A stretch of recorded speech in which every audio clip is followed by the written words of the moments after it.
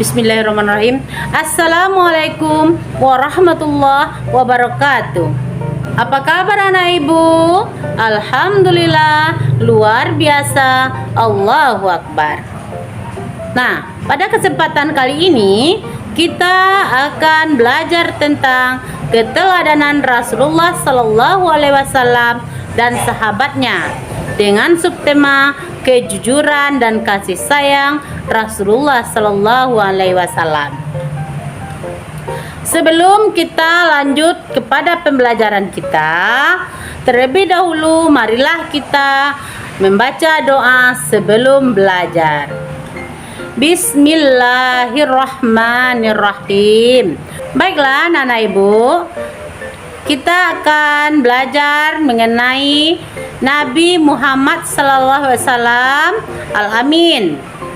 Sebelumnya kalian tentu sudah mengenal dan kita sudah belajar tentang 25 Nabi dan Rasul. Nabi Muhammad SAW itu Nabi yang terakhir. Jadi Nabi Muhammad SAW lahir ke atas dunia dalam keadaan yatim. Sementara ibu Nabi Muhammad SAW yaitu Siti Aminah meninggal pada usia Nabi 6 tahun. Jadi Nabi Muhammad SAW tumbuh dan membesar sebagai anak yatim piatu. Setelah ditinggal oleh ibunya, Nabi Muhammad tinggal bersama paman Abu Talib dan ikut pamannya berdagang. Dengan jujur beliau mengatakan kepada pembeli kalau barang dagangannya ada kelebihan, ada kekurangan, dan berapa modalnya.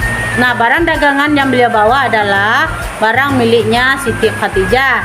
Khadijah adalah orang kaya yang tinggal di kota Mekah.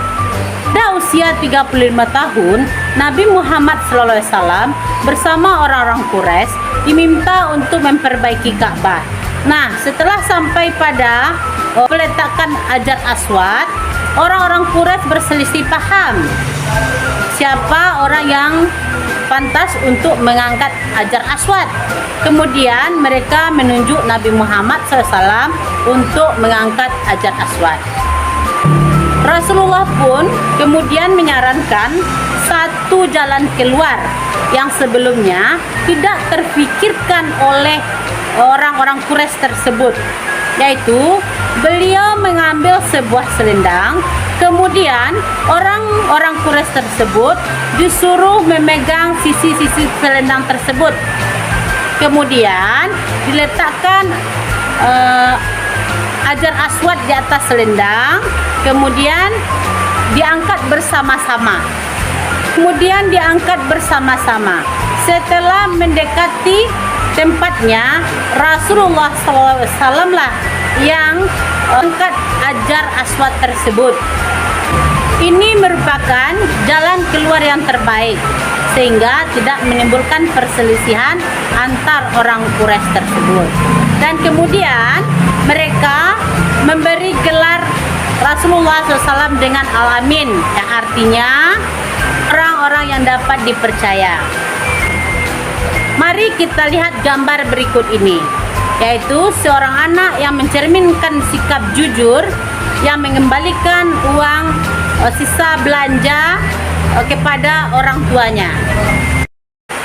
Anak-anak ibu, kemudian kita lanjut kepada kasih sayang Rasulullah SAW terhadap anak, keluarga, orang tua, dan masyarakat.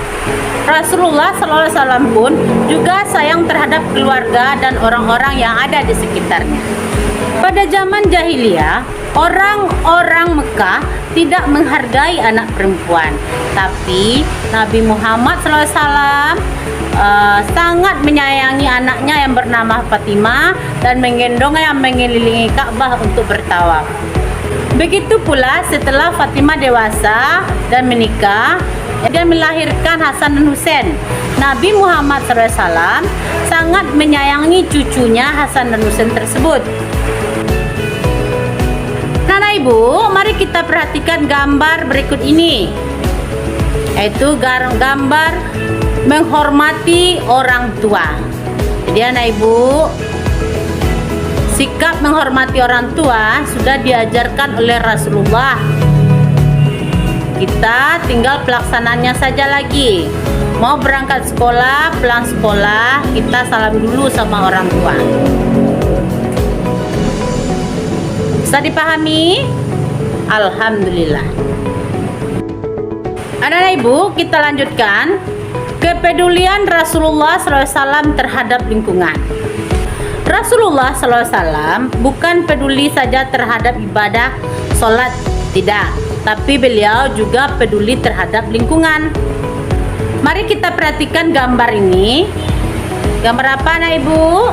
Ya, gambar menanam pohon dan menyiramnya, juga merawatnya. Nah, anak ibu, ini bentuk dari kepedulian Rasulullah SAW terhadap lingkungan. Nah, Rasulullah mengajarkan untuk tidak merusak lingkungan hidup. Nah, contohnya tidak boleh menebang kayu sembarangan. Nanti kalau kayunya sering kita tebang, akhirnya turun hujan akan terjadi longsor dan banjir. Nah, anak ibu, kita lanjut kepada Nabi Muhammad SAW sebagai pembawa rahmat bagi alam semesta. Kita tahu kalau Nabi Muhammad diutus ke atas dunia ini adalah sebagai rahmatan lil alamin, yaitu pembawa kasih sayang terhadap alam semesta ini. Nah, tentunya kalian ingin tahu apa tujuan dakwah dari Nabi Muhammad SAW. Nah, tujuan dari dakwah Nabi Muhammad SAW adalah untuk mengubah masyarakat jahiliyah menjadi masyarakat yang sejahtera berdasarkan agama tauhid, yaitu agama yang diridhoi oleh Allah Subhanahu wa taala. Nabi Muhammad SAW selalu mengajak umatnya untuk berakidah yang baik dan menyembah kepada Allah Subhanahu wa taala. Beliau juga menanamkan akhlak terpuji yang membawa kebaikan dunia dan akhirat. Mari kita perhatikan gambar yang ada di layar ini. Ini adalah salah satu bentuk kepedulian Nabi Muhammad SAW terhadap lingkungan. Nah, di sini anak-anak sedang bergotong royong membersihkan lingkungan agar lingkungannya bersih dan indah. Kemudian kita lihat gambar berikutnya, yaitu gambar ada seorang anak yang lagi dalam perjalanan naik bus. Tiba-tiba ada orang tua yang naik tetapi tidak ada tempat duduk. Nah, anak tersebut kemudian berdiri dan mempersilahkan kepada orang tua tersebut untuk menduduki tempat duduknya. Nah, itu juga mencerminkan perilaku yang baik atau akhlak yang baik. Kemudian kita lihat gambar berikutnya. Ini adalah hormat kepada guru. Jadi guru harus kita hormati dan kita sayangi. Anak ibu, dari pengertian di atas, apakah bisa dipahami? Alhamdulillah. Nah, dapat kita simpulkan yaitu Nabi Muhammad lahir ke atas dunia dalam keadaan yatim. Beliau juga sangat menyayangi anak yatim. Nabi Muhammad memperlihatkan sikap yang jujur. Nabi Muhammad peduli terhadap lingkungan. Nabi Muhammad SAW sangat menyayangi keluarga dan orang yang ada di sekitar beliau, termasuk itu anak-anak, teman sejawat maupun orang yang sudah tua.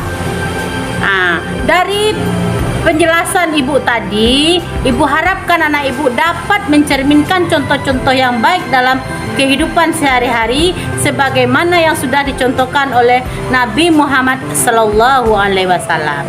Nah, anak ibu, sampai di situ dulu penjelasan ibu untuk hari ini. Banyak maaf, ibu sudahi dengan wabillahi taufiq wal hidayah. Wassalamualaikum warahmatullahi wabarakatuh.